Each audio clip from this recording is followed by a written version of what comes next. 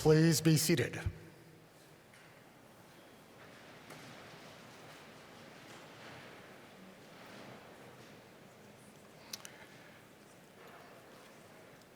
Executive Vice President Paz, deans, faculty, guests, and most notably, students of the class of 2023. Welcome to the 49th Convocation of the Renaissance School of Medicine at Stony Brook University.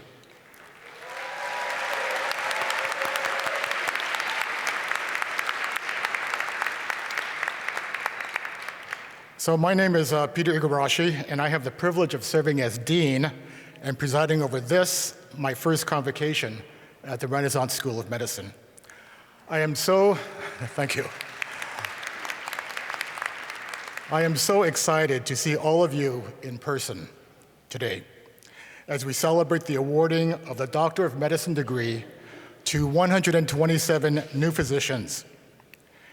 Graduates, since my arrival at Stony Brook last September, I have enjoyed getting to know you and learning about your interests, whether they were volunteering at the Stony Brook home, reaching out to high school students in Brentwood to get them interested in careers in medicine, completing scholarly concentration projects and presenting them at Research Day, or receiving the National Medical Student Pride Association Chapter of the Year Award earlier this year. And yesterday, one of you even had time to give birth. Congratulations.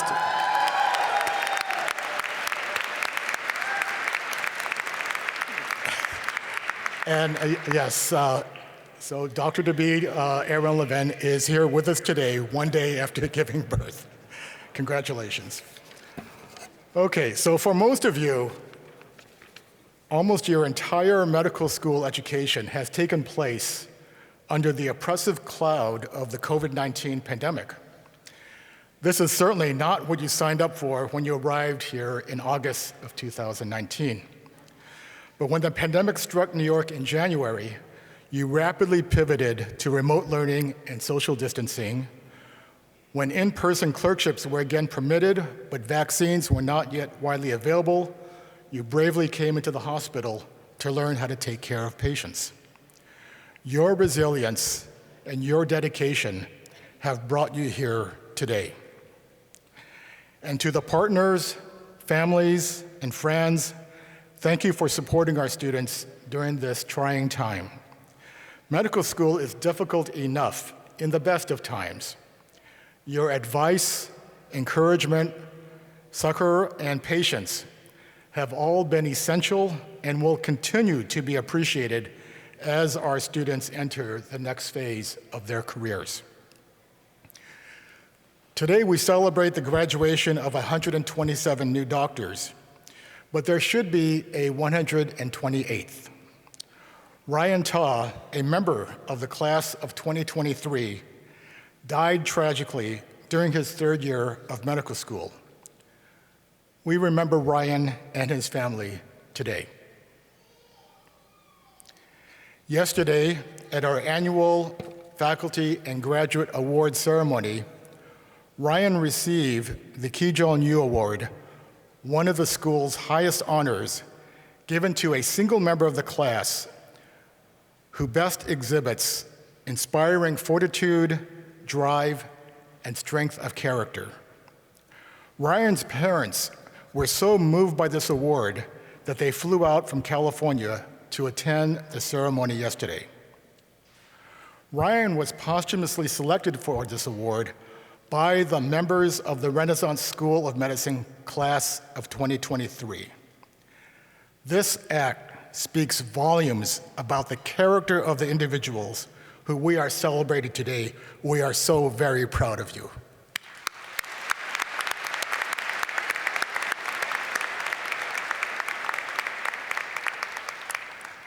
Earlier this year, we hosted Dr. Danielle Ofri from Bellevue Hospital as our AOA visiting professor.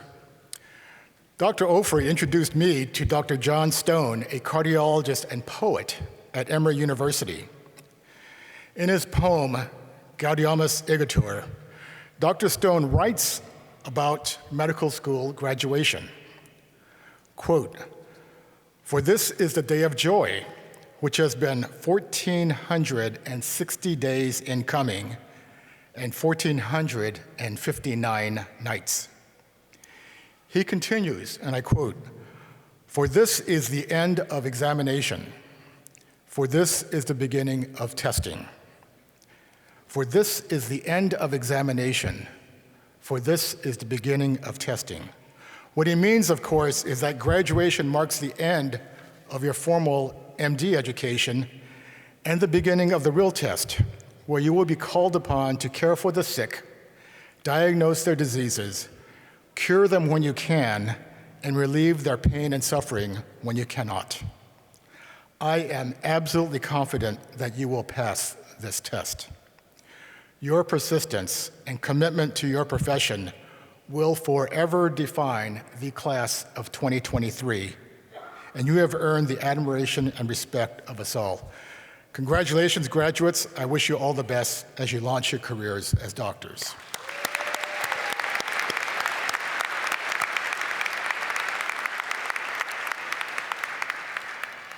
I would now like to introduce Dr. Hal Paz, Executive Vice President for Health Sciences and Chief Executive Officer of Stony Brook Medicine, to deliver a few remarks.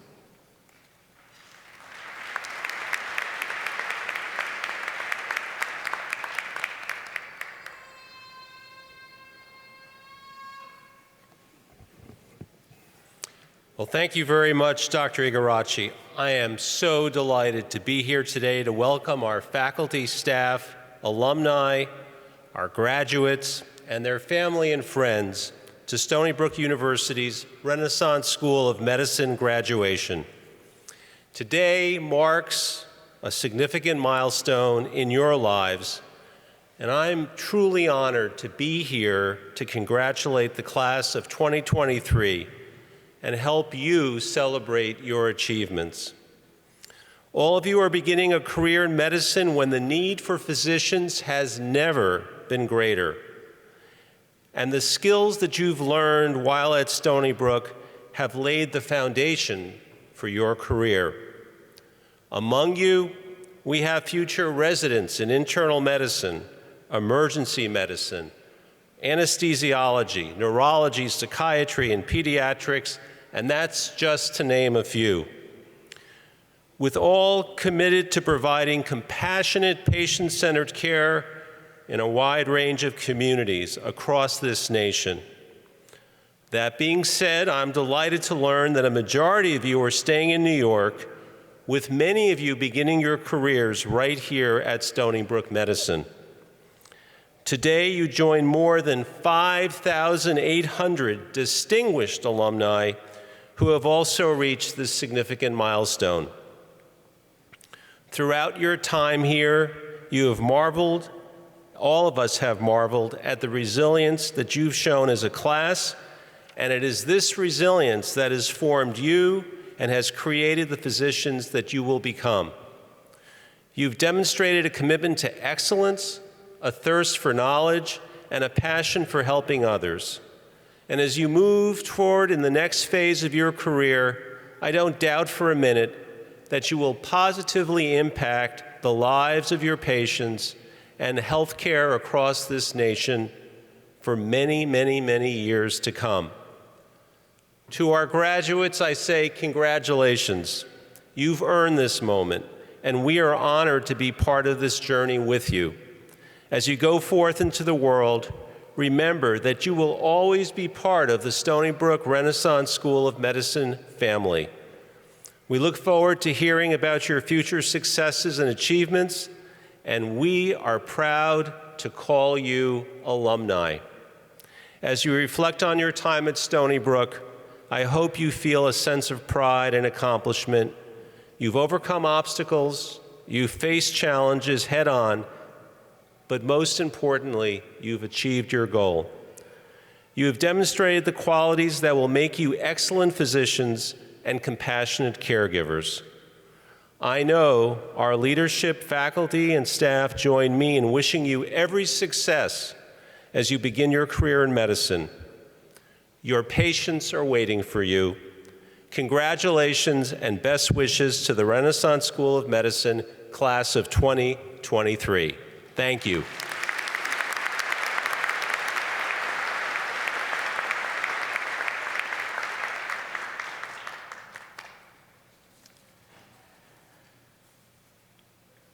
So I am tremendously honored to introduce this year's keynote speaker for the Renaissance School of Medicine Convocation, Dr. John Carruthers.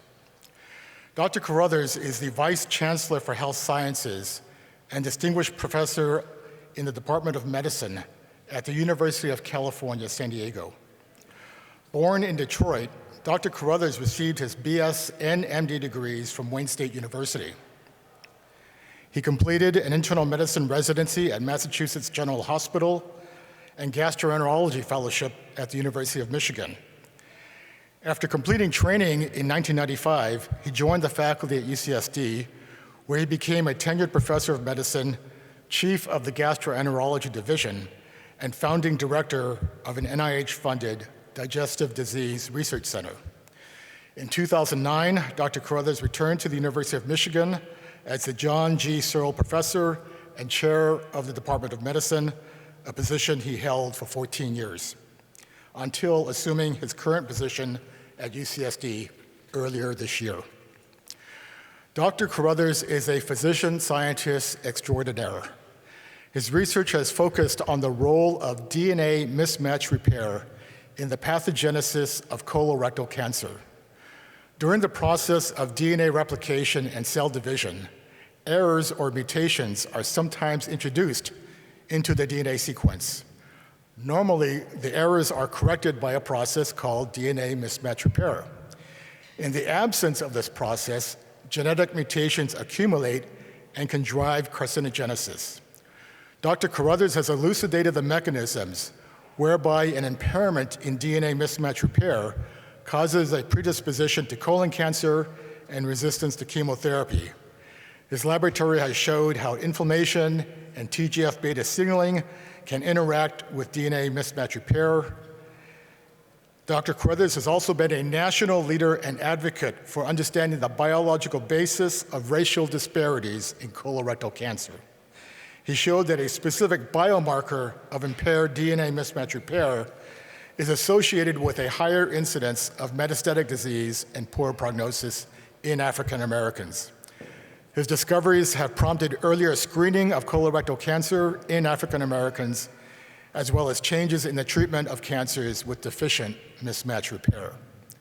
In recognition of his accomplishments, Dr. Carruthers has received numerous awards, including election to the American Society for Clinical Investigation, Association of American Physicians, American Academy of Arts and Sciences, and the National Academy of Medicine. He has served as president of the AAP and is currently the president of the American Gastroenterological Association, as well as a member of the National Advisory Council for the National Institute of Diabetes and Digestive and Kidney Diseases. I had the privilege of working with Dr. Carruthers on the AAP Council, where I admired his optimism, commitment to excellence, and dedication to academic medicine. Over the years, Dr. Carruthers has had several connections to Stony Brook.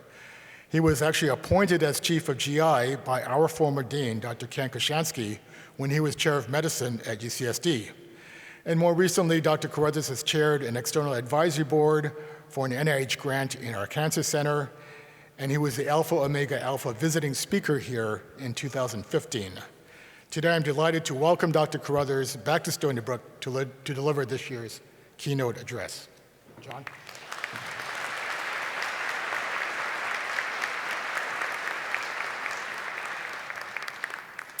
Good afternoon.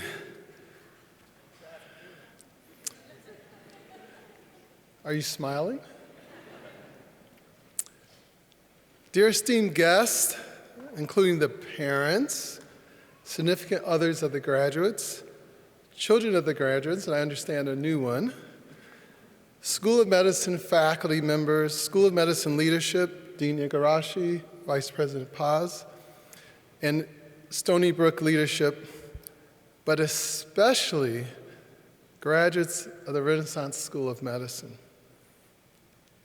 I welcome you to our profession on one of the greatest days of your life, the day the medical doctorate degree is conferred upon you. What a culmination of your own drive and sacrifice, training and challenges, learning and experiencing the science and art of medicine, a pathway and glide path for lifelong learning in this noble and knowledge-changing profession. As I prepared my remarks to you to address you today, I assure I did not utilize a speechwriter or ChatGPT. I prepared these remarks myself as a first-time School of Medicine's commencement speaker. I reflected back on when I was in medical school and my own graduation day, and where medicine has evolved, and where we might go from today for your own professional careers. When I started medical school, we were at the beginning of a spreading condition called wasting syndrome, later named acquired immune deficiency syndrome. A young infectious disease physician named Anthony Fauci recently had become head of the National Institute of Allergy and Infectious Diseases. He advocated and assured us practicing in the medical profession that we were going to figure out the cause of this condition and be able to treat the condition and hopefully cure the condition.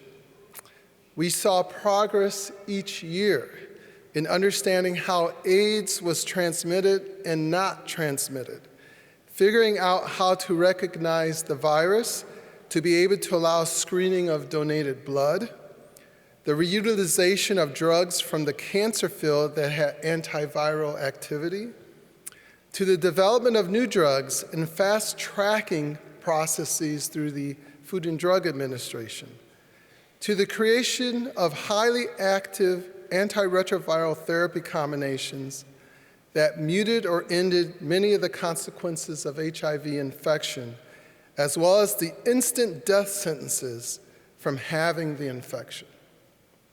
Think Magic Johnson here, everyone, who is still alive and visible some 35+ years post-infection.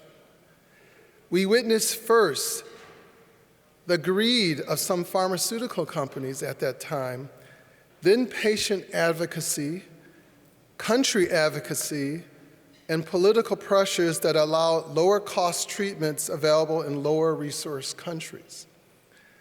What an evolution that took 2 to 3 decades to get where we are today, with organized, highly efficient clinics and care that allow people to be productive members of our own society, and hopefully without stigma that was so prevalent at the commitments of this AIDS crisis. I tell you this as history has repeated itself during your own medical school education. Instead of the initially unknown HIV virus, along comes a novel coronavirus in 2019. An older and a more experienced and likely more politically savvy infectious disease physician named Anthony Fauci, having served multiple presidents and political parties, tries to navigate this threat to humans with the White House, the CDC, and other branches of federal and state governments.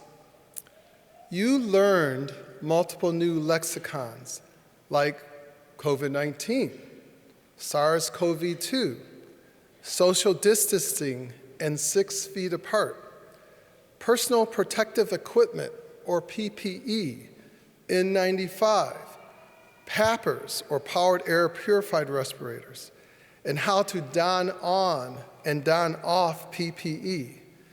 Other lexicons include work from home, not all you guys though.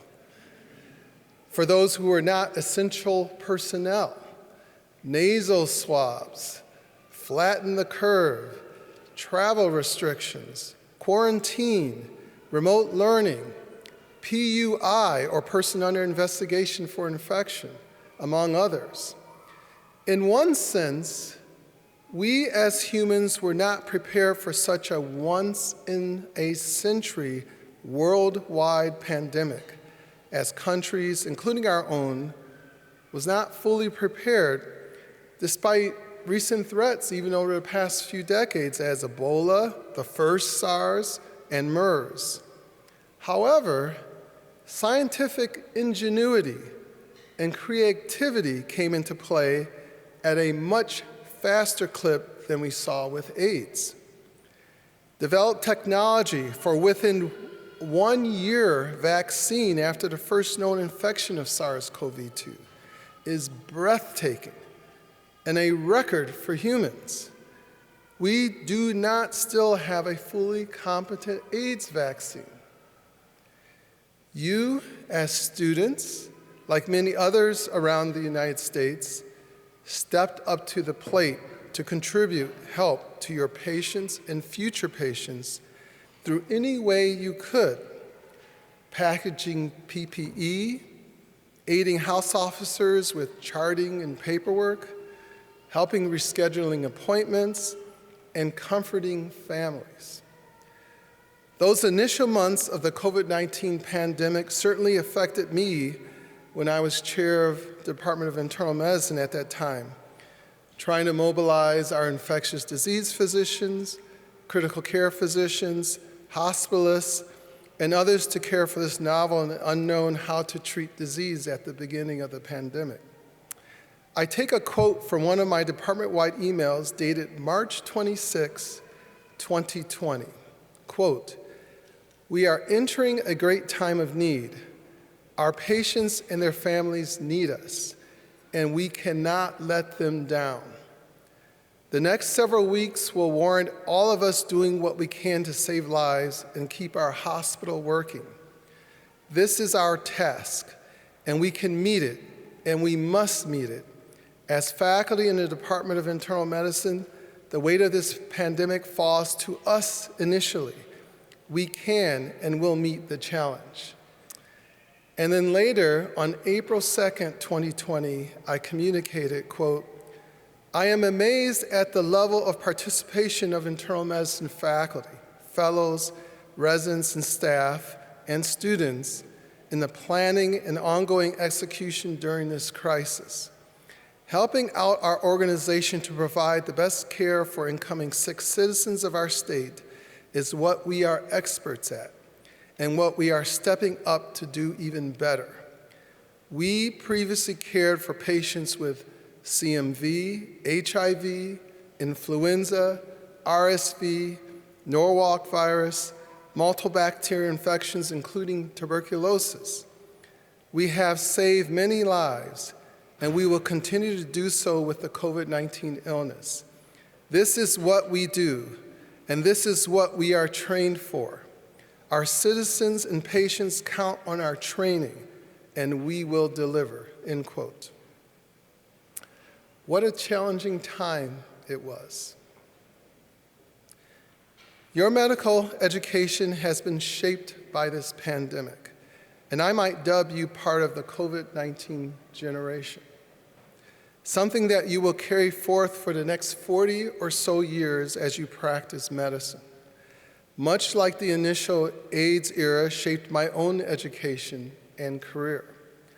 I say this not in any bad way or in any way, but you know, have experienced, and have the veracity to see future human-shaping medical events through. This is what medical school and life prepares you for, anything that can come in the future. You are well trained for that. And as I indicated in my own prior communications, your patients are counting on your training to take care of them. When I was in medical school in the 1980s, MRIs were a novel machine, more implemented in the 1990s. The human genome had yet to be sequenced. There was no Uber or Lyft. We did have taxis. An electronic health record was a pipe dream, and patient records were recorded on a paper chart, with the medical teams conducting rounds with the entire chart rack present. If a chart was missing, someone on the care team, usually the intern, had to track down the chart somewhere in the hospital. As an intern just completing medical school, I remember the introduction of the first proton pump inhibitor, omeprazole, whose trade name had to be changed from Losec to Prilosec due to patients accidentally receiving Lasix instead of Losec due to the similarities when doctors wrote their scrawl. It was a remarkable drug to heal erosive esophagitis and ulcers fairly rapidly. As I chose gastroenterology as a subspecialty after my own internal medicine training, we did not even perform screening colonoscopies at that time, having been recommended first in 1997 and covered by the Centers for Medicaid and Medicare Services only in 2001. Boy, how times have changed and progressed. Medicine has sophisticated and dynamic imaging with combined PET and MRI to understand functional behaviors in psychiatry. We can use artificial intelligence to predict, based on labs and imaging, if a Crohn's patient needs surgery or immune therapy. We can replace organs that have failed with incredible consistency due to innovative and effective immune modulation. We can print a 3D bronchus to repair tracheomalacia in an infant for long-term survival. We have hit several milestones in cancer therapy that in the next few years, we will have over 20 million cancer survivors in this country. Additionally, cardiovascular care through cardiologists and cardiovascular surgeons, the use of transarterial valve replacements or TAVRs, and other innovative, less invasive, but highly therapeutic approaches have saved countless lives and allowed affected patients to spend more quality time with their loved ones. I marvel at the many innovations our field has and continues to produce due to the bright minds like yours that enter our profession. I am certainly looking forward to what you come up with. My message here is that you will constantly learn in this profession as technology and medical approaches change to care for patients. Some of you will define that change, but through your residencies, fellowships, continuing medical education, you will apply those advances to your patients for their betterment. I chose my profession because of this constant learning. Medical school is only the beginning of your journey.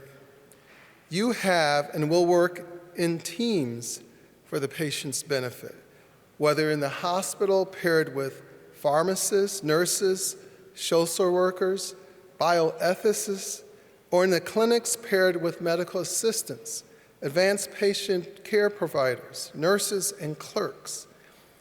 You will depend on the diversity of your teams and come to know and respect their backgrounds and contributions to the team to make you a better physician and leader. I certainly am counting on you to take care of patients no matter what their background is, to cultivate colleagues no matter where they are from, to encourage ideation and creativity with ethical behavior no matter what their ethnicity is. You will shortly take the Hippocratic oath outlining this promise. I know that you are not surprised by the constant learning and teamwork.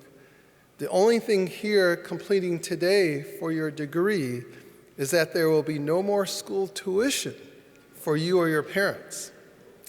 But the learning continues as well as the advanced teamwork. In my role as the Vice Chancellor for Health Sciences at UC San Diego, I am charged to help create the conditions within our schools of medicine, public health, and pharmacy, as well as in the hospital system, to facilitate the innovation and discovery science, the education of the next generation of physicians, pharmacists, and public health leaders, and to provide outstanding and safe patient care. This is no different than the mission and expectations here at Stony Brook University and the Renaissance School of Medicine. We do have certain challenges in medicine. These include the constant intrusion of pieces of the electronic health care record, and sometimes I long for those old days of handwritten charts and chart racks, just kidding, that have remarkable and potential search capabilities to learn from, the EHR, but also send constant reminders of things for multiple charts to each one of you that is connected to it. In an era accelerated by COVID-19, we have observed higher burnout rates within our profession. And there are a multitude of approaches to try to combat that statistic and prevent talented individuals from leaving our profession, a detriment to our own patients. We have challenges with health insurers, which are trying to take some of the medical decision-making and advice to patients out of the hands and expertise of us as trained and experienced physicians and put this squarely in the hands of the insurance company, largely due to solely optimizing company profits. Private equity has expanded greatly in medicine, buying up multiple medical practices. We have to be very careful here in our medical practice, as medical practice should not be directly compared to any commodity, such as a factory or a company making individual widgets. We take care of patients and don't build toasters. You as medical practitioners must advocate for what is right for your profession at the federal, state, and local levels. Use your professional organizations that you will belong to, as well as your patients' own advocacy groups. If you don't speak up to address some of the challenges, no one will. I certainly have testified before Congress, met and wrote to several state and federal state legislator members, and advocated on Capitol Hill. In my role as president of 2 professional organizations that you heard from Dean Igarashi, this advocacy consumed much of my time. And with some hard-earned victories for our profession, I know that our physician members can sleep better at night. I also know that our patients are better taken care of. I remember distinctly in my first month of internship, coming up for all of you, a patient that I will call him Mr. Smith. He came in through the emergency room with chest pain and soon was brought to the cardiac unit where I was the admitting intern. I ensured that he had vascular access, checked his EKG, drew his CPK levels. This was more rapid troponins had not yet come, and consulted cardiology. As I was doing this evaluation, his new EKG that I had just taken demonstrated new ST segment elevations, indicative of acute coronary syndrome or impending myocardial infarction. Shortly thereafter, he arrested as he went into a malignant ventricular rhythm. I immediately called a code, and I started chest compressions before even the code team entered the room. We conducted that code for over 40 minutes before we called the code and the patient expired. I was very tired and had just lost my first patient as an intern. As I discussed with the resident and nurse on next steps on what to do with the patient's body, I suddenly realized, as the admitting intern, that he was my patient, and I had to update the family in the waiting room on what happened to their loved one. Mr. Smith was in his late 60s, and his spouse, now widow, along with other family members, were in the waiting area. I remember I walked into the waiting room and signaled over to the family to move into a more private niche in the room. I was so nervous, became sweaty in both my face and palms, and couldn't get my words out straight as I tried to speak with the family. You see, I had not yet been the lead to tell anyone at that time that their loved one had died. All of you will experience this if you haven't. As I tripped over my words, trying to explain that he went into a ventricular fibrillation during an acute MI, I felt like I was dragging the situation on much longer without even stating that he had passed. All of a sudden, his wife took my hand and stated, "Dr. Carruthers, it's okay. I know you did the best for him." With that, I got my words out in a more understandable fashion and passed on that we did all we could as he expired. The family was so appreciative of what our team had done and of the care that we provided. As I reflected shortly thereafter, I was calmed down by the patient's widow, who knew of his more long-standing heart conditions and accepted his death sooner than I did. And she calmed me down. What humanity I felt as a new physician. A patient-physician relationship, no matter how brief, trusting one another not only with words, but with touch and grace for this serious situation that affected multiple lives that day. How does one forget that as a physician and how it has shaped me as a physician for the rest of my life? These are not just words, it is emotion and understanding and humility and trust. All of us makes our patients vulnerable, but also can make us physicians vulnerable. And that is okay. And that is how it is supposed to be. No insurer or politician can ever understand that. You are the guardians of our profession. Grow it, cultivate it, and advocate for it. It will make you a better physician that can take better care of your patients. What a privilege. I close my comments with congratulations to you, the class of 2023, as you soon take the Hippocratic oath to enter our noble profession. And what a profession it is.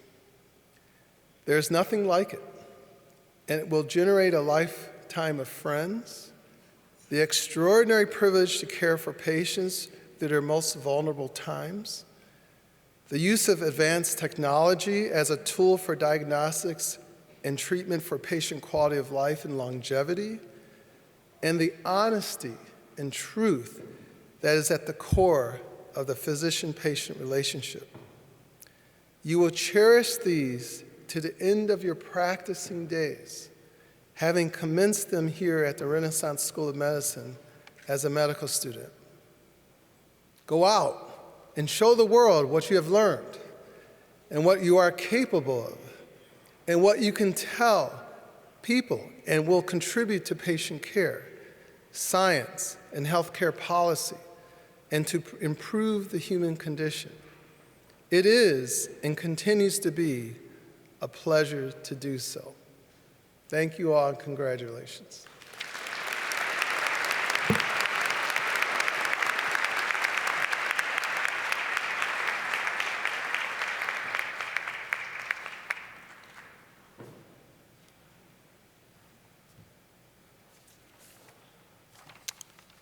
Okay, now I have the privilege of introducing the speaker for today's graduate address, Dr. James Vasallo, class of 2023. James?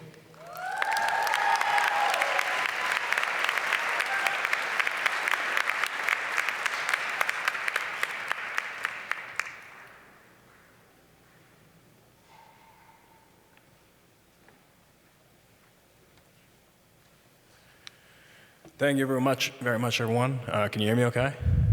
All right.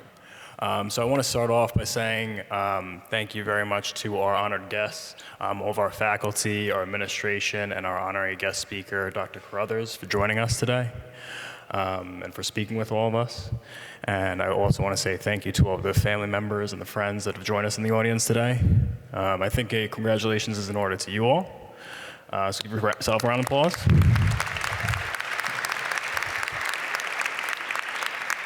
That congratulations is not just for the support and all the love you've given all the students here today. That congratulations, I think, is really deserved for just finding parking here today. I mean, if you are here, that means you did it on your own, and that's something worth congratulating. Our motto here is our motto here at Stony Brook is the best ideas in medicine, but we are desperately looking for ideas in parking. So please email me. But without further ado, please join me in saying congratulations to the class of 2023.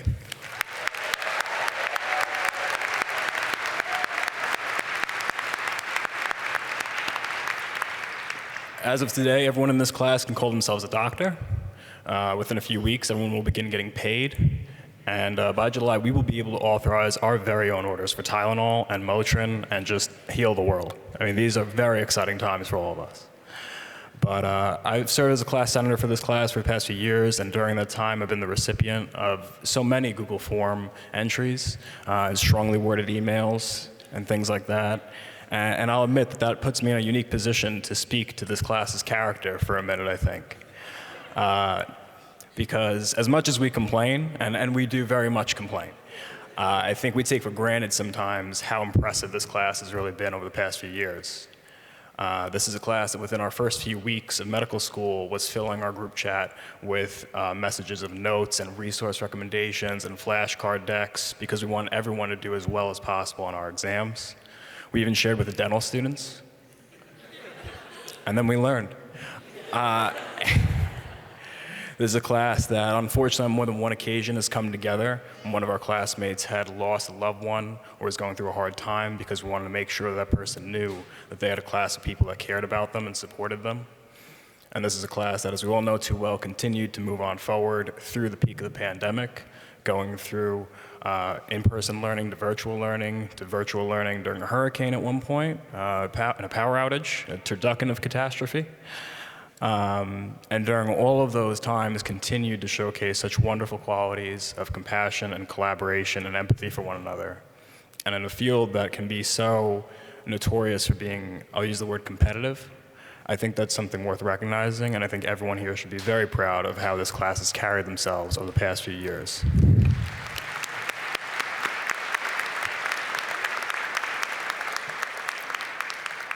And now it goes without saying that during all of our time here, we had the continued and dedicated support of all of our faculty and our administration, many of which we're lucky to have join us here today, some of us on the stage and some of us off, including MJ, who just welcomed her new grandchild. So I want to say congratulations to her.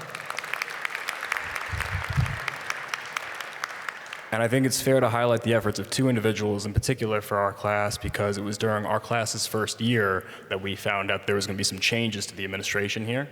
And that Dr. Wackett would become our new vice dean, and Dr. Cohen would become our new assistant dean of student affairs. And I think I can confidently speak for everyone in our class when I say that was one of the most positively impactful changes that this institution has made.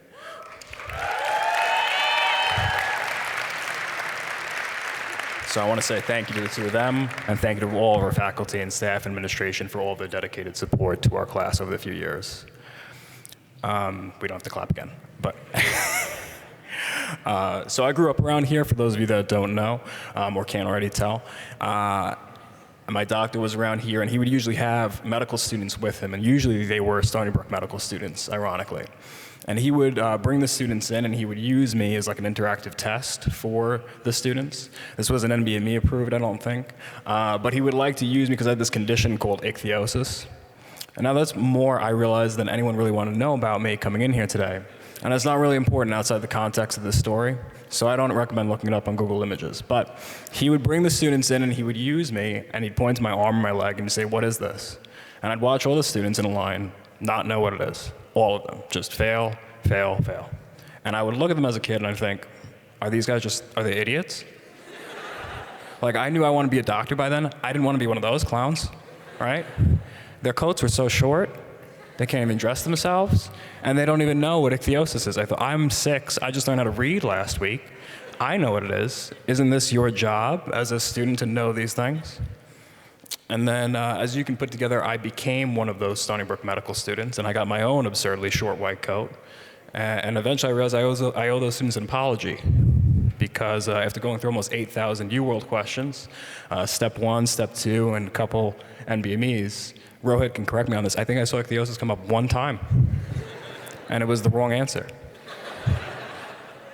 And I share that story not just to apologize to a bunch of medical students that are now probably nearing retirement, but because I think it illustrates how very often before we start medical school, we have all of these thoughts and expectations of what we would learn and become through medical school and the process of medical school.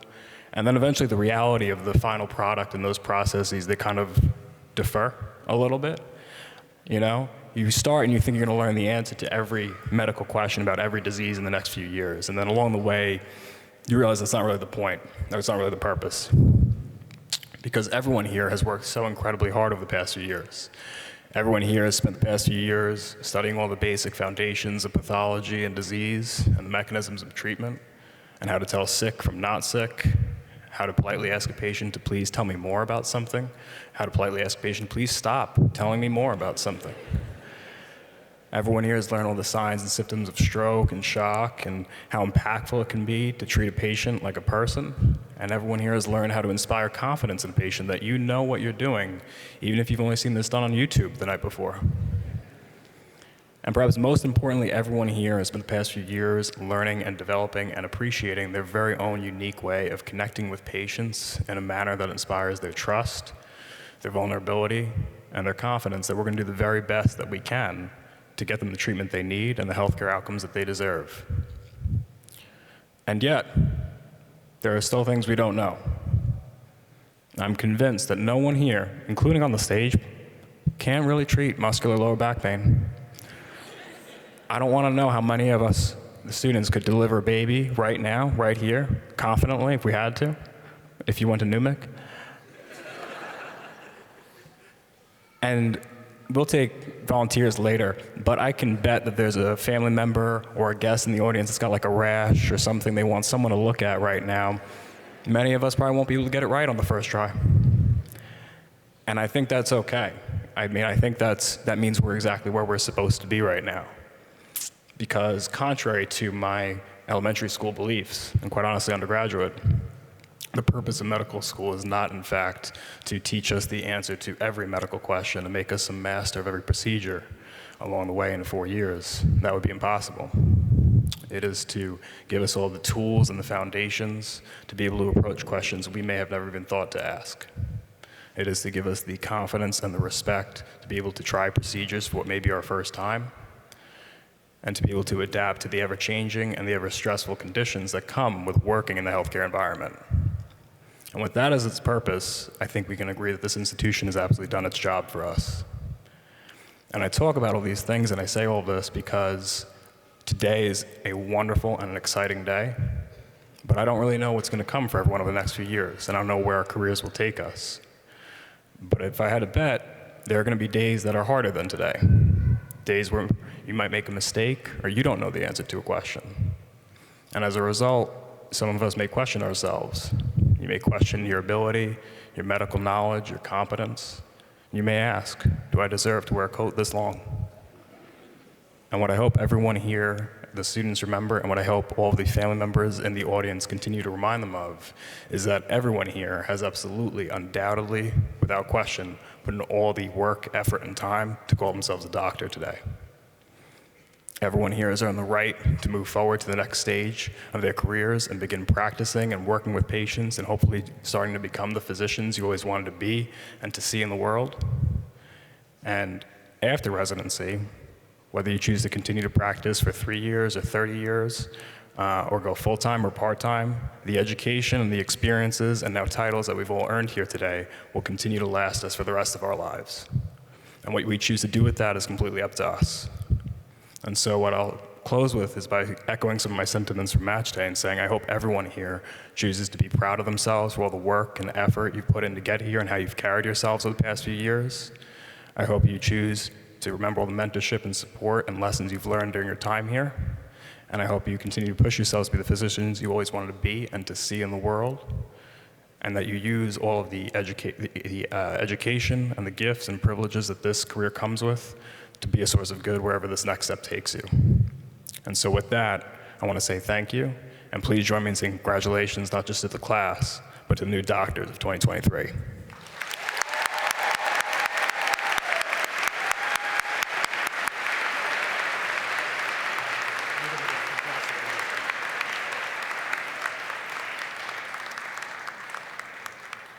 Okay, we've arrived at the point of no return, the hooding and diploma ceremony. Okay, so I'd like to introduce Deans Fuhrer, Wackett, and Wertheim to begin the ceremony.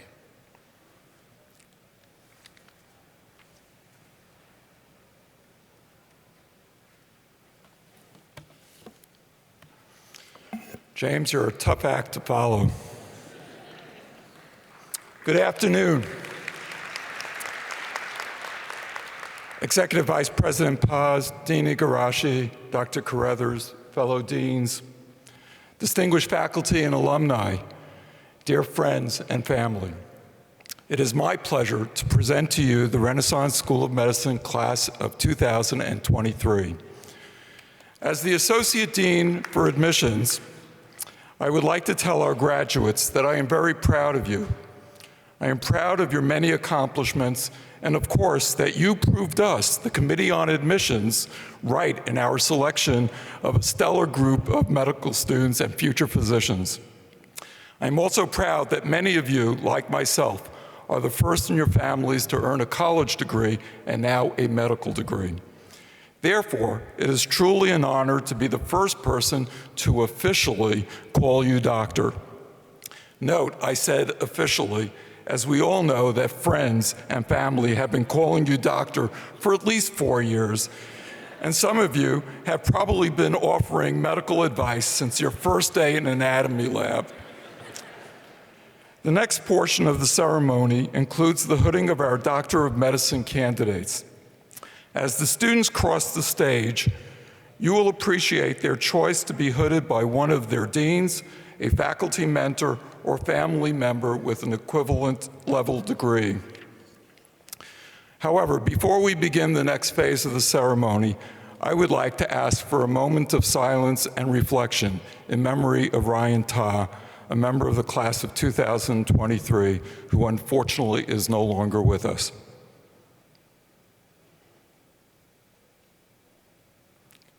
And now, will the students in the first row please rise and line up to your right, my left.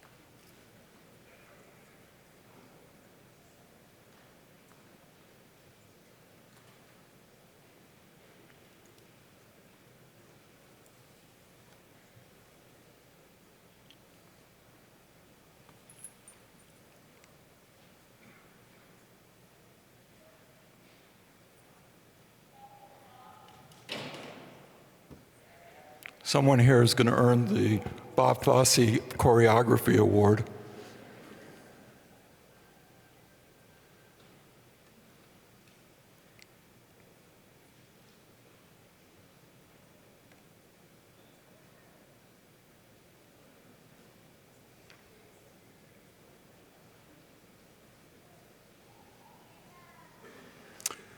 Dr. Alan Aboud.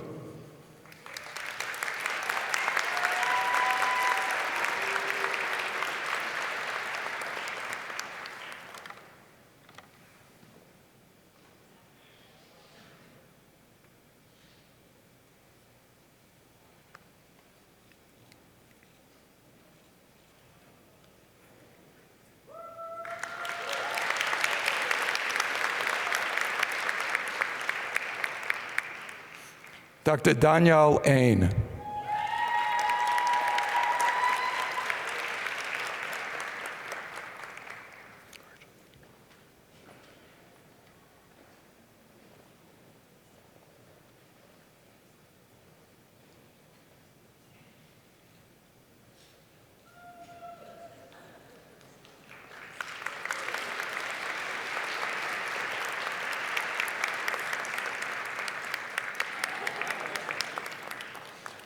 Dr. Chifa Alifo.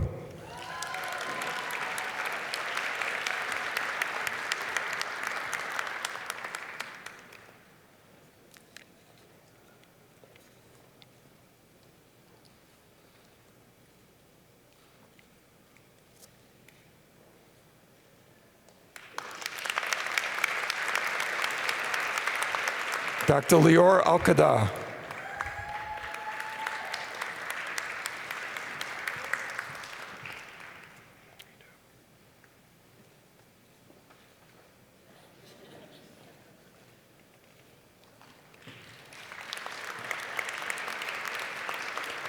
Dr. Anthony Andrew Asensio.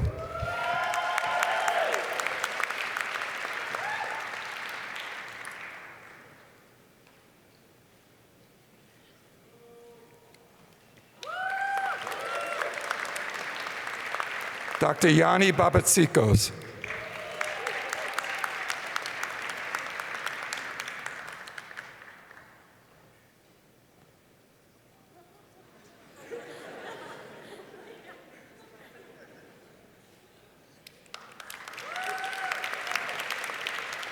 Dr. Yasaman Badakshi.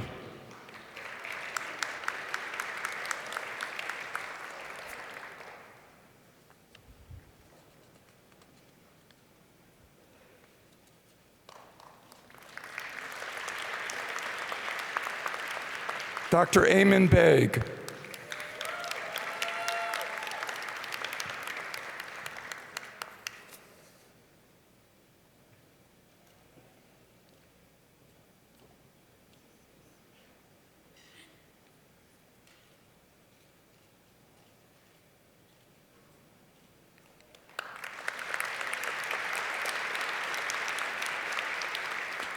Dr. Sushmita Banerjee.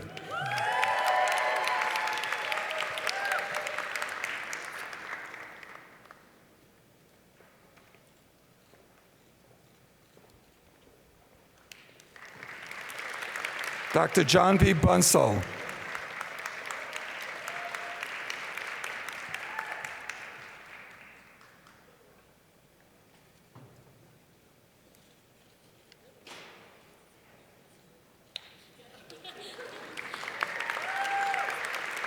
Dr. Raymond Matthew Bellis.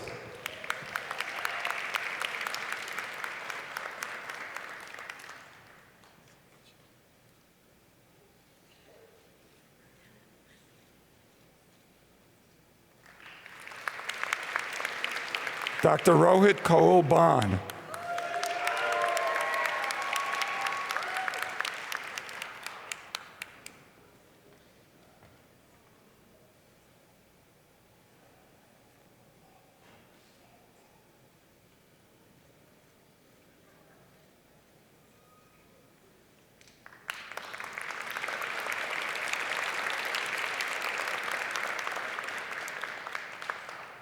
Dr. Emily B.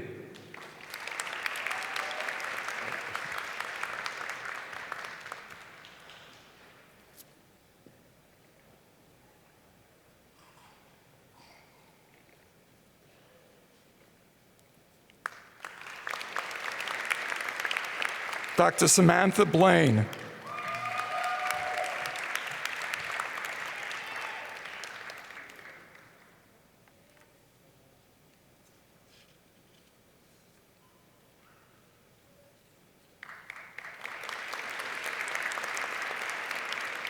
Dr. Gabrielle Bronner.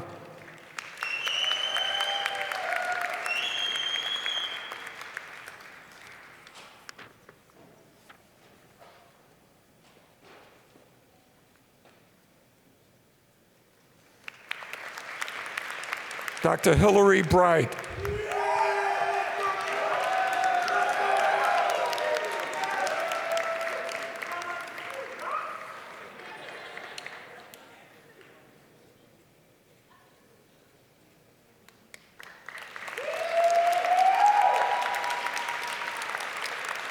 Dr. Brian Chan.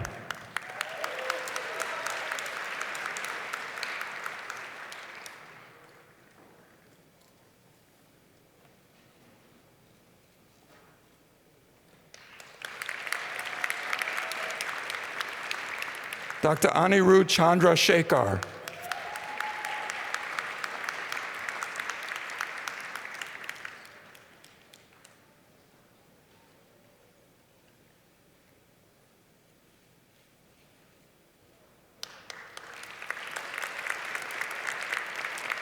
Dr. Jackie Chung.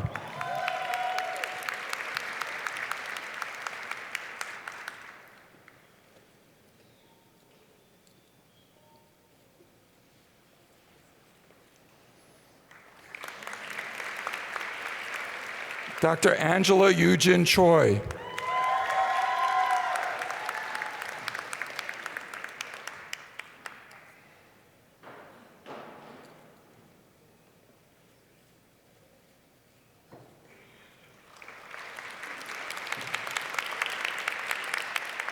Dr. Wendy Yen-Yun Chow.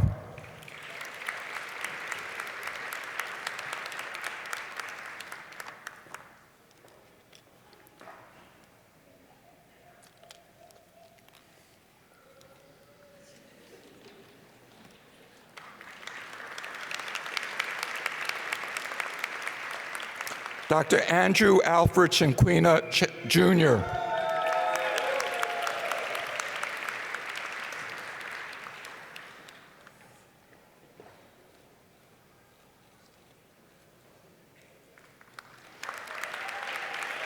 Dr. Alexander James Cove.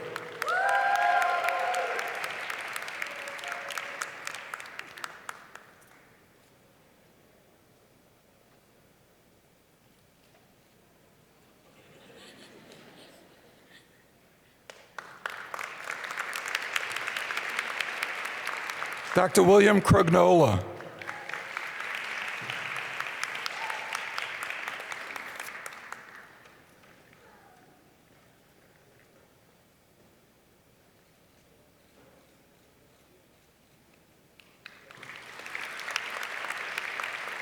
Dr. Rachel Lee Quozo.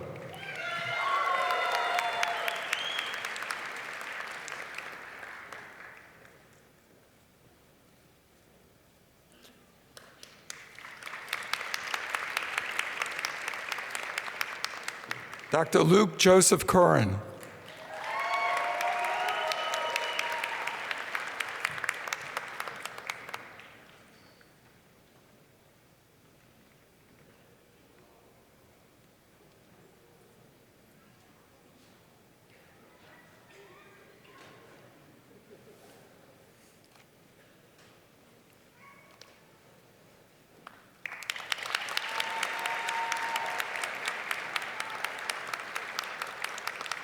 Dr. Stephen Davidson.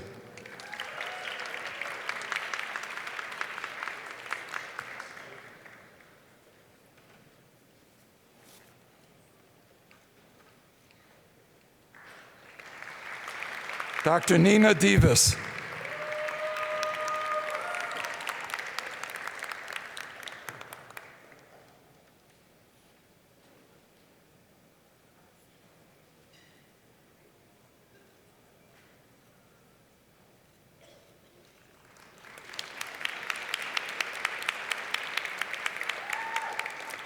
Dr. Helen Sandra Ellsworth.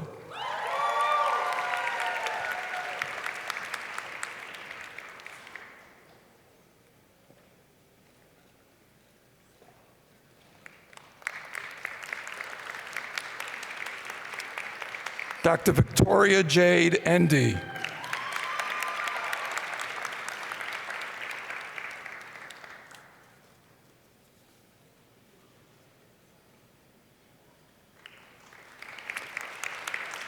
Dr. Ashley Ferguson.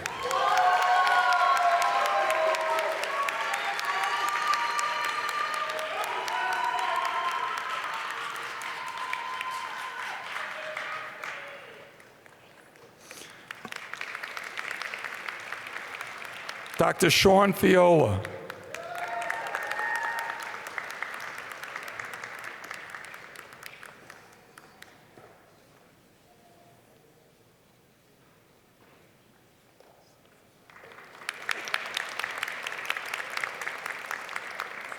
Dr. Philip Fonseca.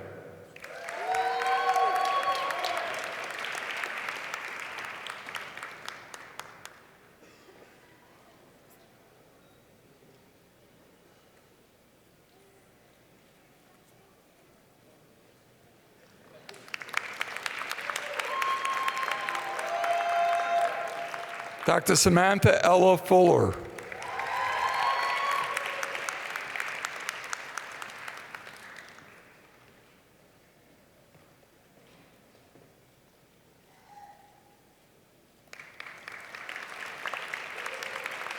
Dr. Julianne Filatico Gaffney.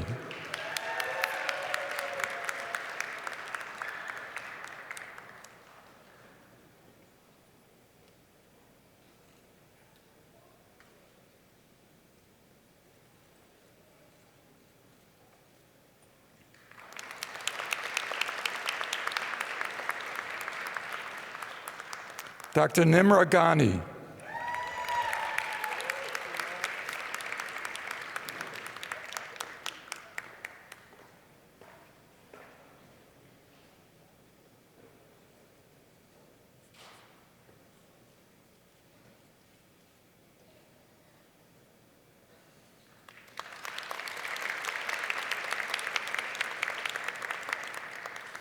Dr. Ishani Narendra Goradia.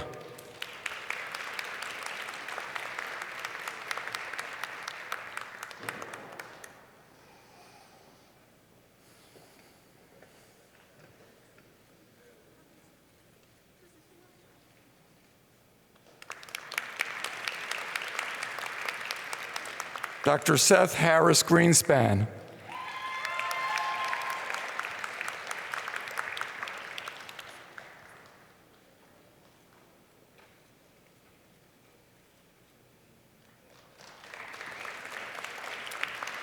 Dr. Sarah Louise Grosser.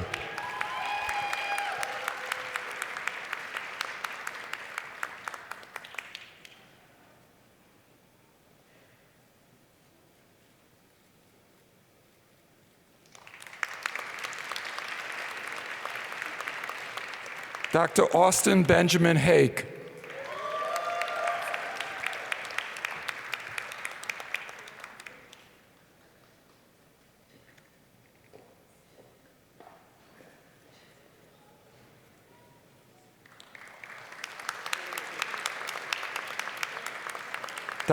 Dr. Edward Ham.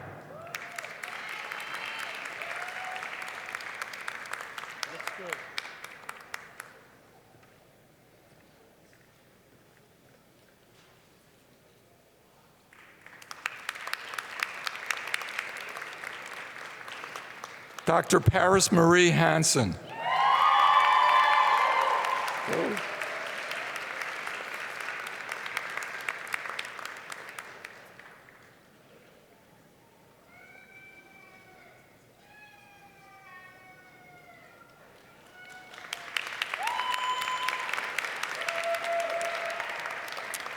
Dr. Jared Mitchell Hinson.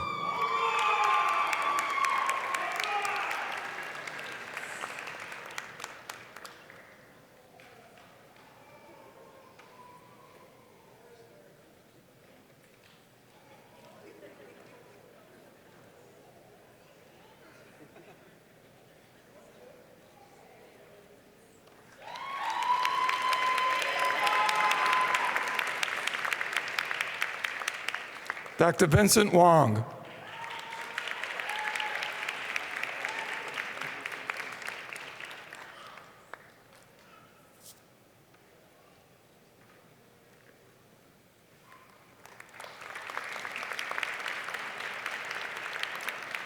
Dr. Franco Filippo Inciti.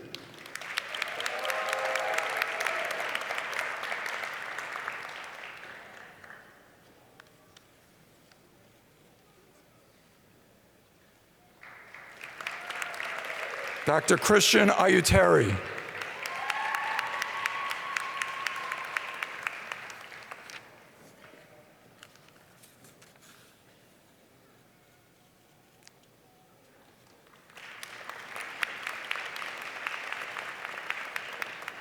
Dr. Rosensung Keun Jung.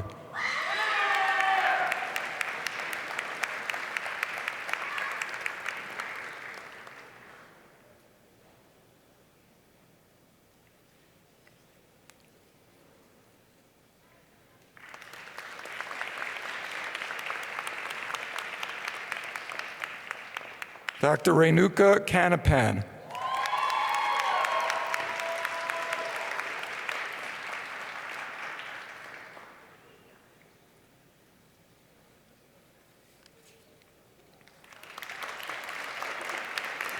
Dr. Rohit Kular.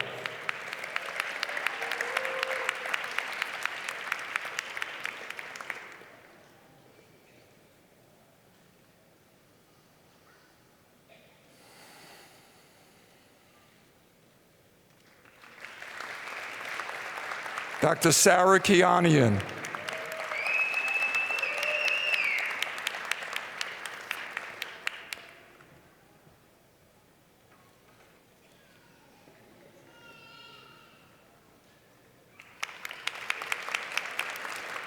Dr. Rachel Che Kim.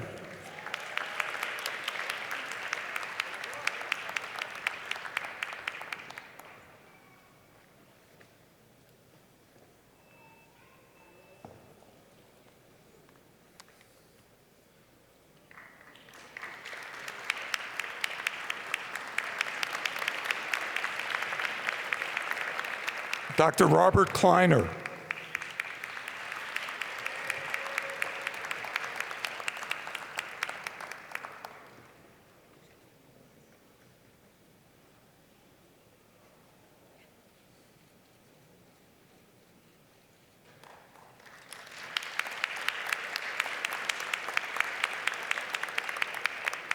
Dr. Jane Victoria Kogan.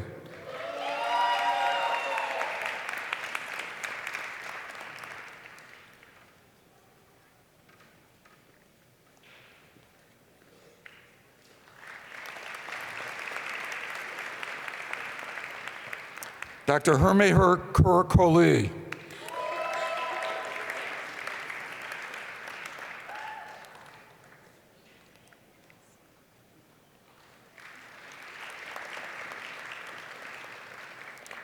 Dr. Natalie Katarzyna Kolba.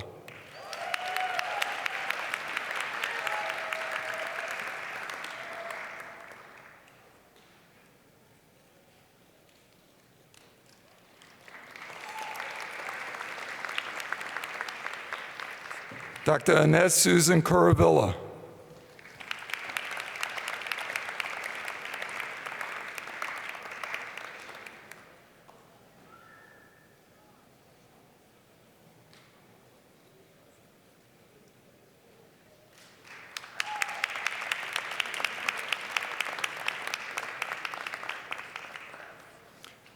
Dr. Erin Lavin.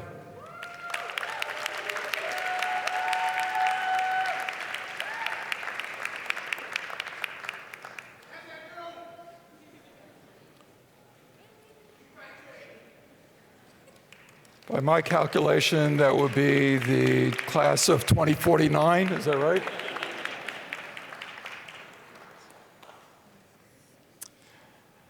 Dr. Edwin Minjae Lee.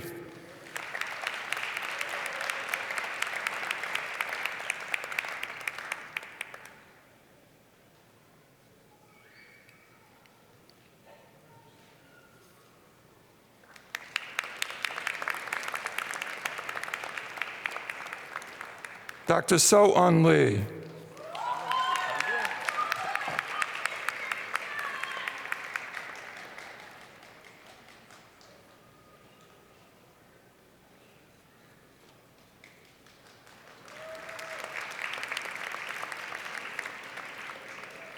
Dr. Sasha Liebholz.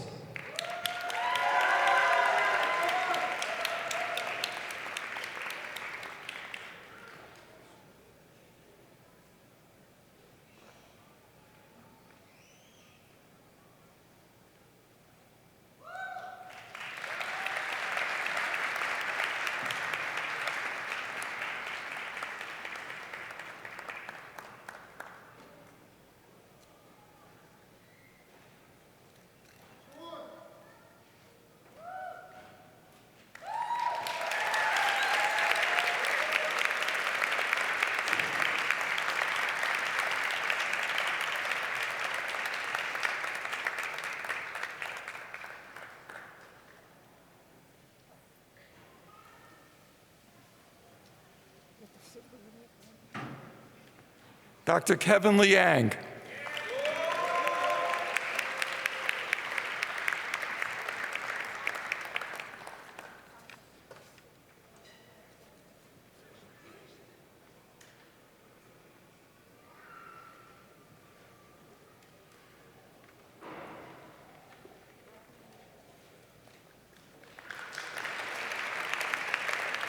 Dr. Kenny Ling.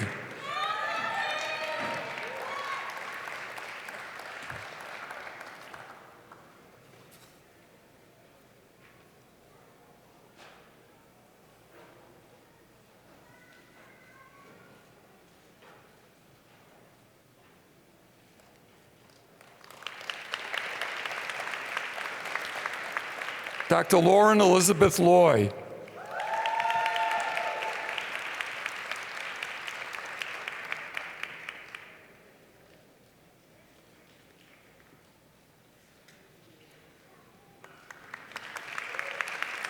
Dr. Jonathan Macko.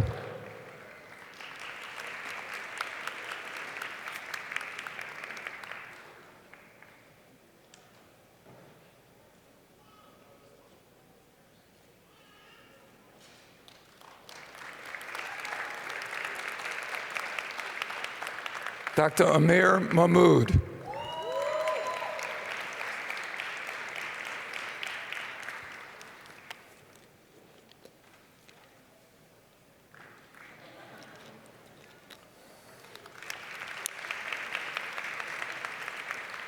Dr. Somya Mandava.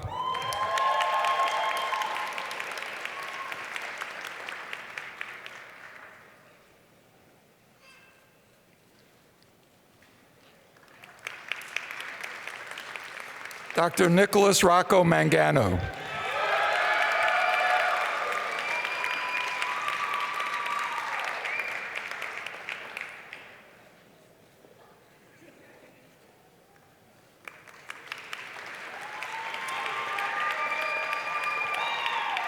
Dr. Phoebe McAuliffe.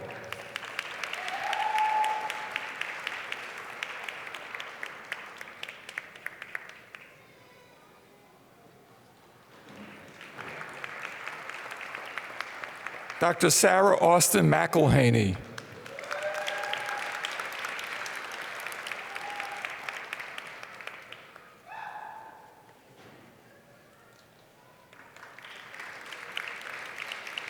Dr. Christina Marie Melian.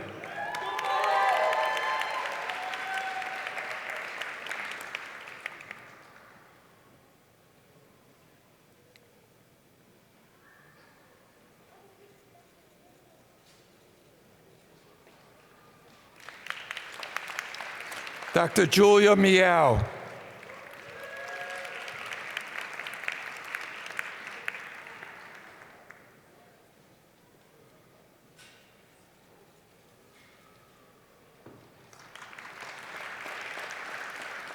Dr. Angela Sophia Moronis.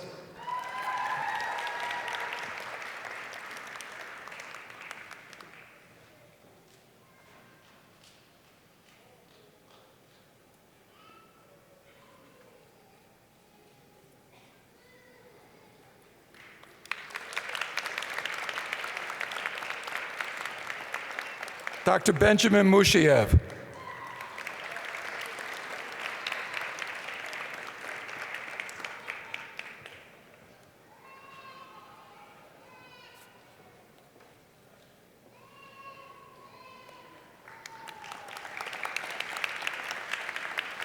Dr. Samantha Page Novotny.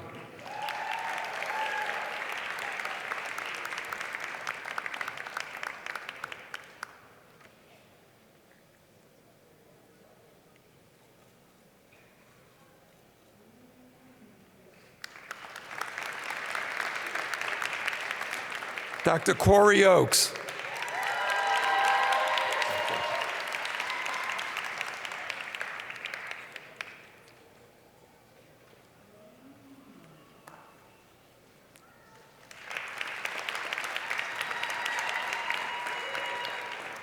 Dr. Anthony Christopher Oganov.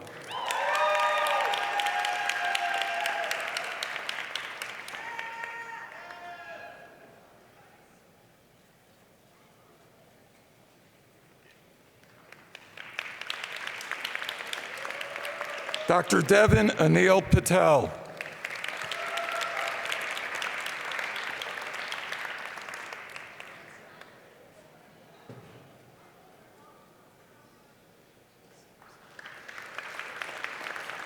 Dr. Kelly Pellegrino.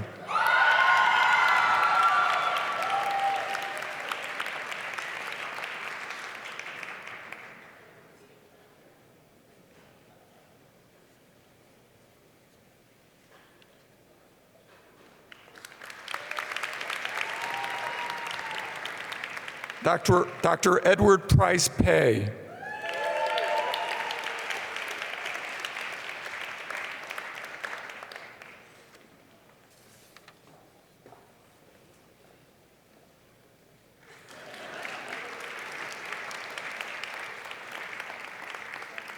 Dr. Andrew Swan Viet Pham.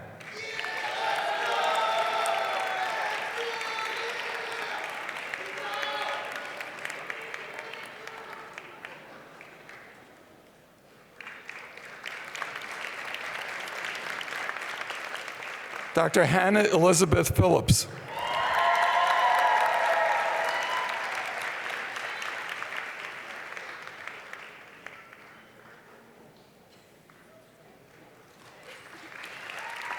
Dr. Simran Alexandria Pulse.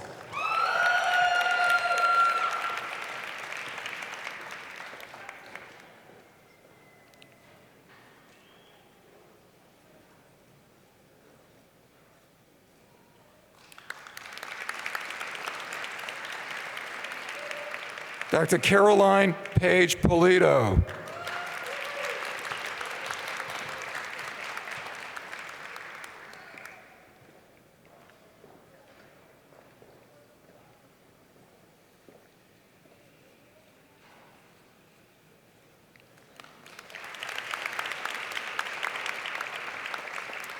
Dr. Chafin Potu.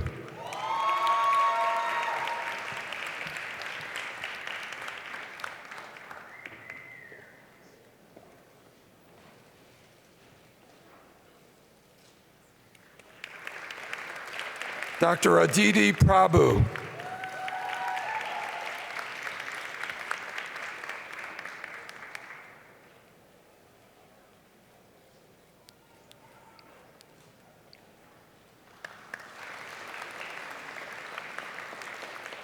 Dr. Afra Rahman.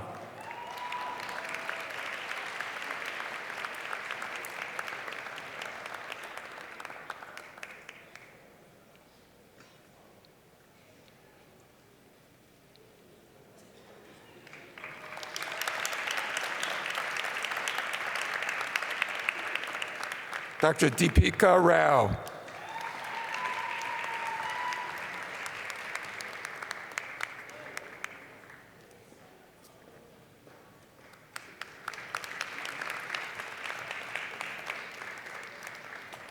Dr. Sahil Rawal.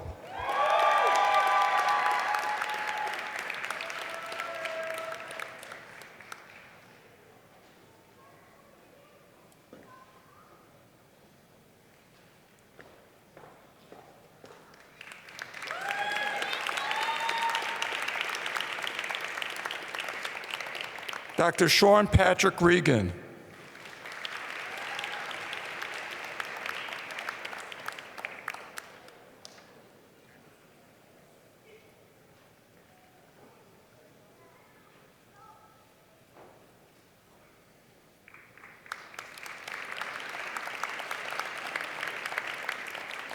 Dr. Jordan Raphael Sedone.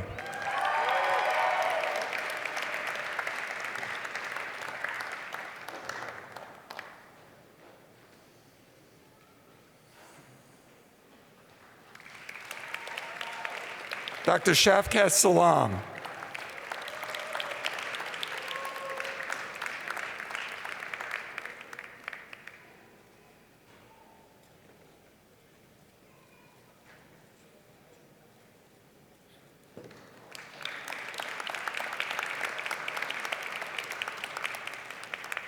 Dr. Lee Ann Santori.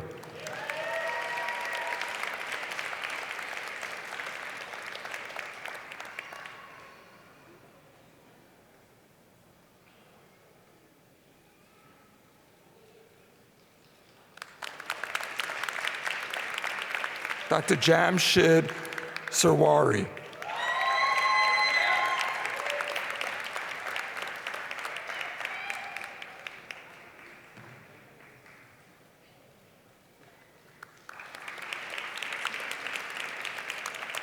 Dr. Kenneth Serrano.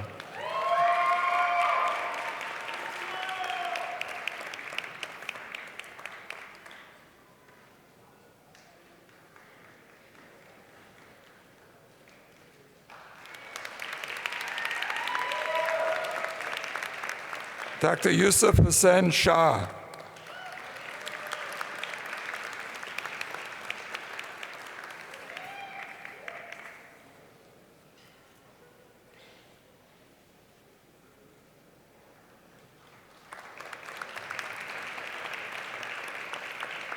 Dr. Chandler Bree Shapiro.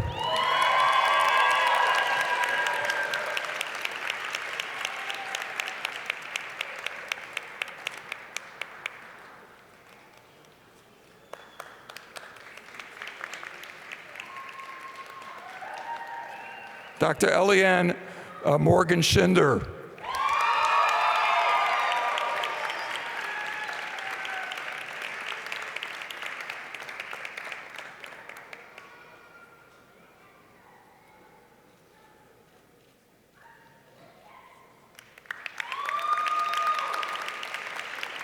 Dr. Brian Shkolnick.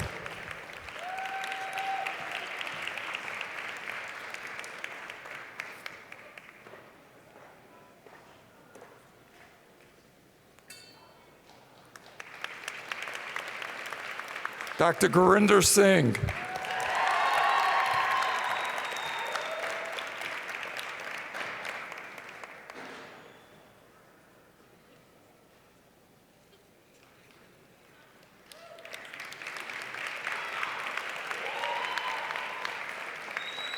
Dr. Holly Smith.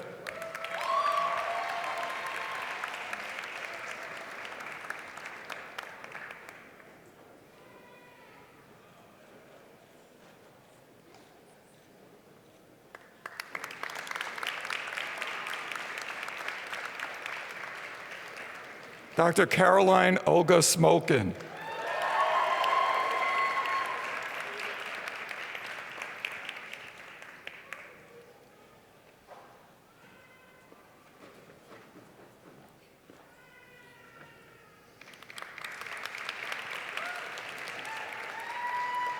Dr. Courtney Noel Sniffen.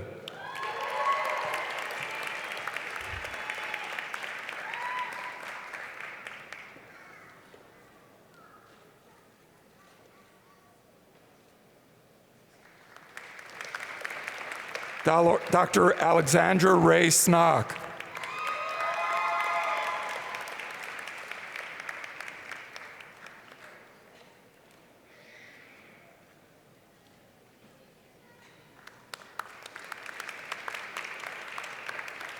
Dr. Ina Tabansky Stern.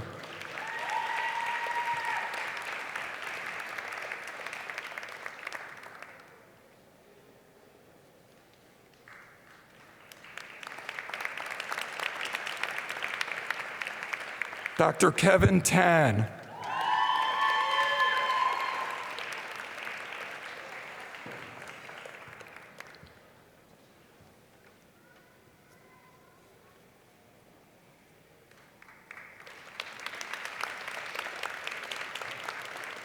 Dr. Julia Tsubiyaha.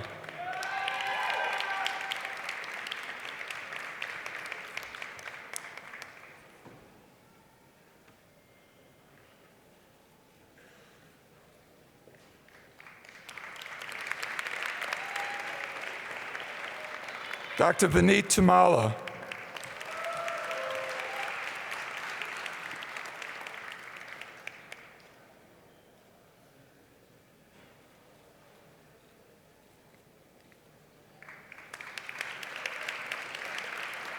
Dr. Hanya Usmani.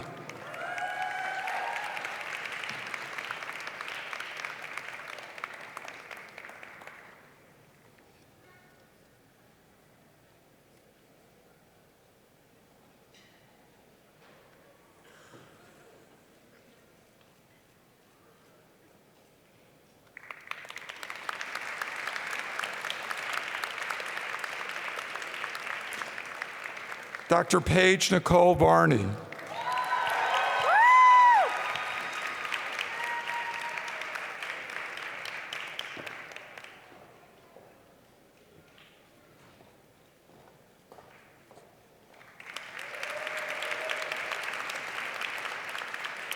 Dr. James Philip Vassallo.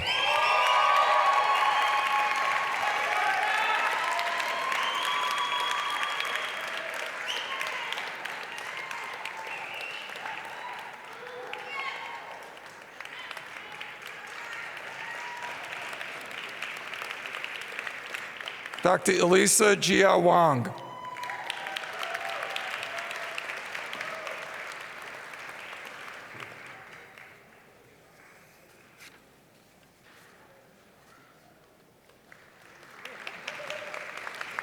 Dr. Elizabeth Emily Wang.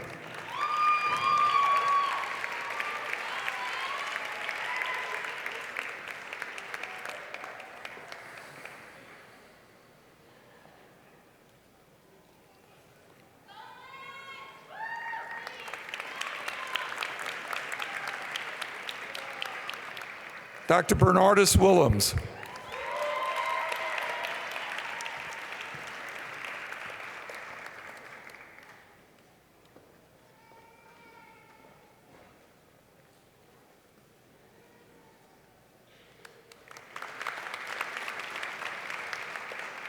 Dr. Danny Wu.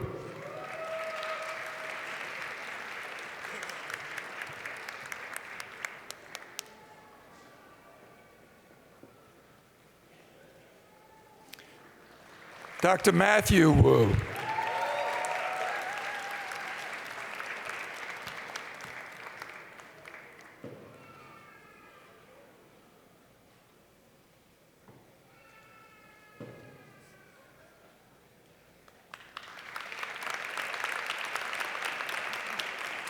Dr. Jenny Yang.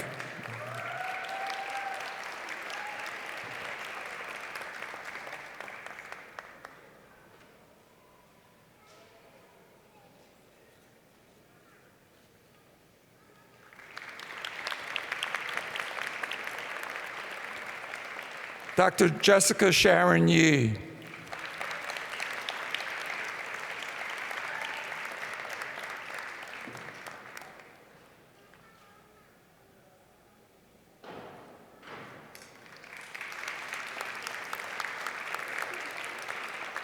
Dr. Kelly Zhao.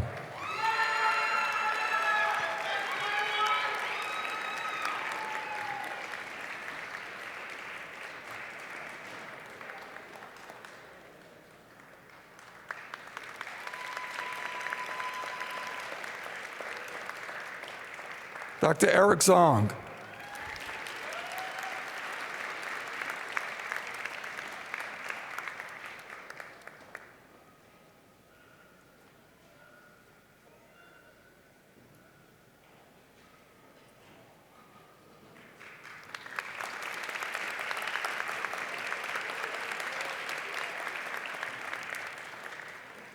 And last but not least, Dr. Eileen Joe.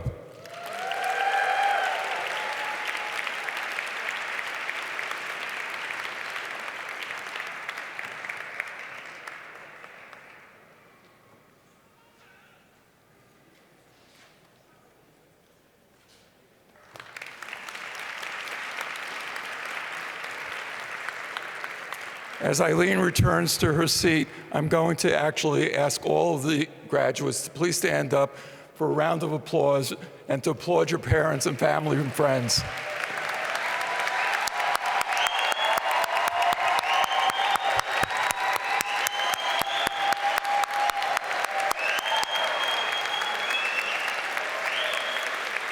Now, please remain.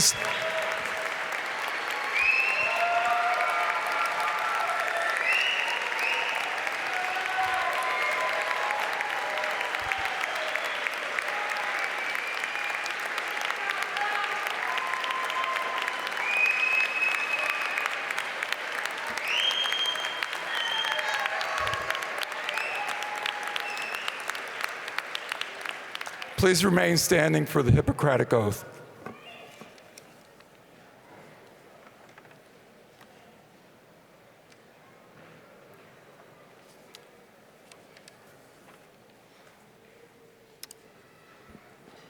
Okay, now we have the reciting of the Hippocratic Oath. It's on the last page of the program for physicians who are in the audience or on the stage. Please join our graduates today in reciting the oath. Please repeat after me. I solemnly vow to that which I value and hold most dear.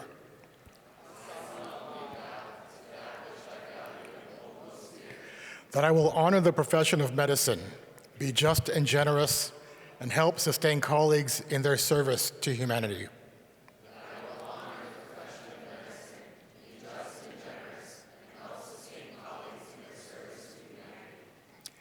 That just as I have learned from those who preceded me, so will I instruct those who follow me in the science and the art of medicine.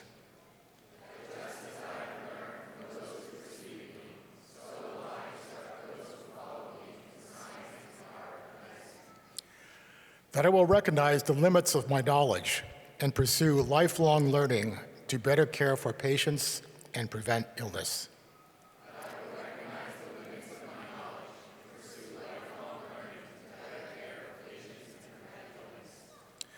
That I will seek the counsel of others when they are more expert, so as to fulfill my obligation to those who are entrusted to my care.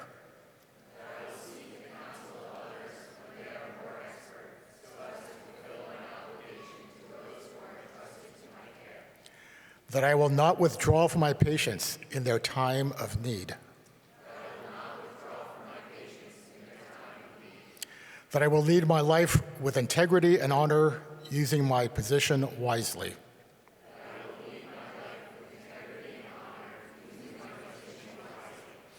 That whatsoever I shall see or hear of the lives of my patients that is not fitting to be spoken, I will keep in confidence.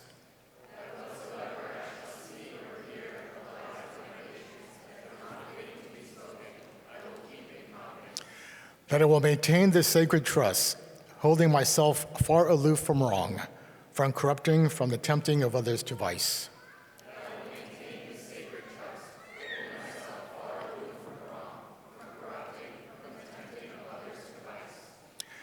That above all else, I will serve the highest interests of my patients through the practice of my science and my art.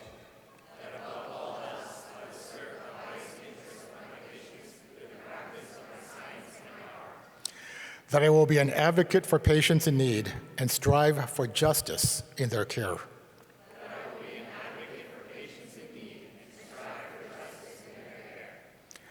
I now turn to my calling, promising to preserve its finest traditions with the reward of a long experience in the joy of healing.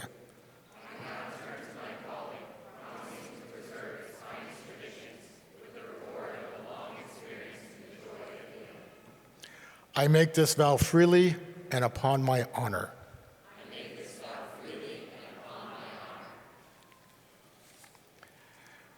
Please be seated.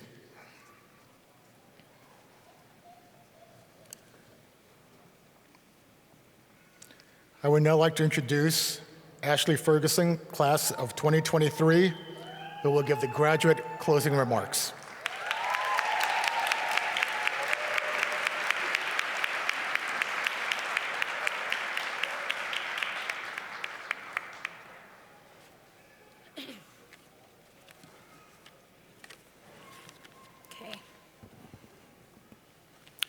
Good evening, class of 2023. I am honored to be here today, giving our closing remarks after such a beautiful ceremony.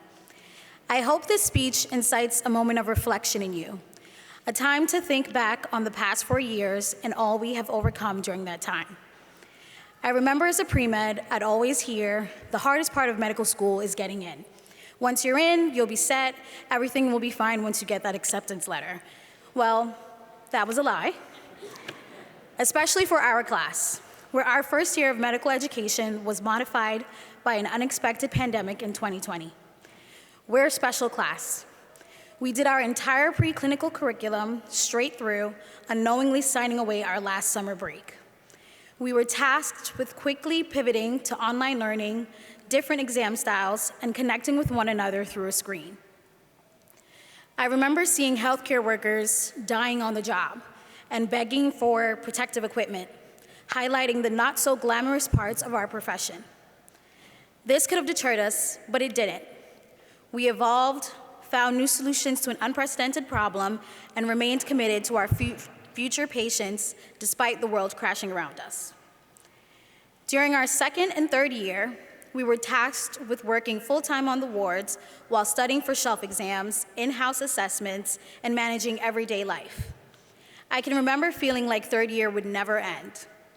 I would call my mom at the beginning of every 6-week rotation, feeling lost and upset that as soon as I found my footing in the last specialty, it was time to leave. Like clockwork, she would expect that Monday evening call about how different the workflow was and how switching gears to a completely different patient population would weigh on me. Balancing clinical rotations and studying for shelf exams while figuring out which specialty was the best fit for you was daunting, especially if you loved a little bit of everything, or you hated everything, or you found yourself second-guessing the specialty you thought you were so sure about. We went from writing clinical notes to reviewing UWorld questions seamlessly, using any minute we could to get those minimum of 20 questions done. We went into patient rooms knowing they'd be angry at us for waking them up at 5 a.m. to ask if they had a bowel movement yet. We tediously detailed an H&P knowing that it would change as soon as the attending walked in the room. We committed to showing up as our best self every day, even when it was challenging. We mourned the loss of our beloved classmate, Ryan Ta, and honored his memory, keeping him and his warm approach in our hearts as we continued our journey to fourth year. Our fourth year showed we had grown tremendously. We were more confident in our abilities, sure of our specialty choices, and eager to join the profession. By this time, we were Zoom experts. No more unmuting ourselves or turning on our cameras by accident, although still anxiously checking both. We dressed professionally, minus the pajama pants that couldn't be seen, turned on our ring lights, and showed our interviewers the resilient, well-rounded students we had become over the last 4 years. We anxiously ranked and re-ranked residency programs, flipping through program notes, trying to remember which programs pay for our meals. Wait, did that program offer free parking or no? Going back and forth, just hoping that by March 1st, our choices would feel right. On match day, we felt a wide range of emotions as we finally knew where we were going to be for the next few years. When writing this speech, I spent a lot of time reflecting on my experience and how it may be different from some of yours. Some of us had children, some got engaged, some got married, ran marathons, and developed new hobbies. Although we may have had different experiences prior to and during medical school, we had a major similarity. We grew and developed who we will be as physicians, but more importantly, as people. I was always asked, what is the hardest part of medical school? And my response was always, life outside of medical school doesn't stop. We watched our non-medicine peers enjoy the fruits of their labor while we were still working towards becoming a physician. We missed weddings, bar mitzvahs, funerals, and family reunions to study. Life didn't care that we were committing 4 years to learning how to care for others. I know this sounds dreary, but it's real. It was a part of our experience that isn't discussed enough.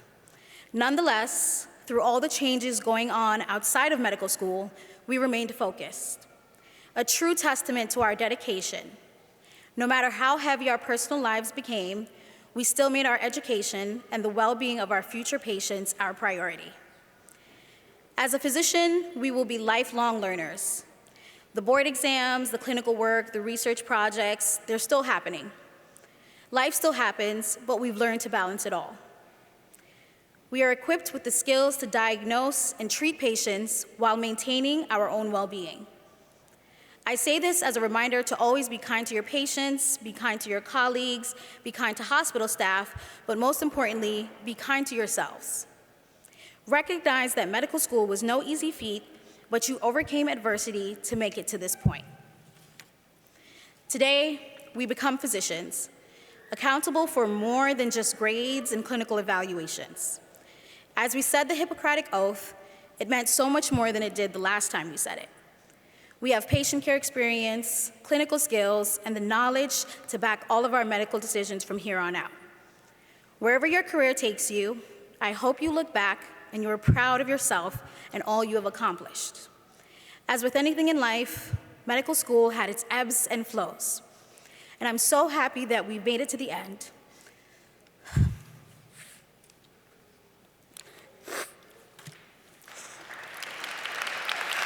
Sorry.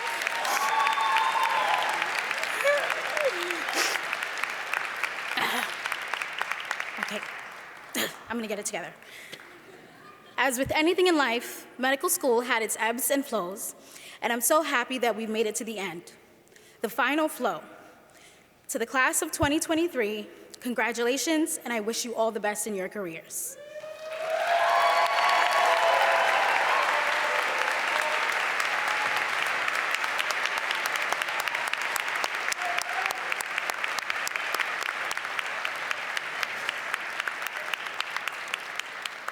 So before closing today, I'd like to thank the staff and faculty in the Dean's office for choreographing today's event.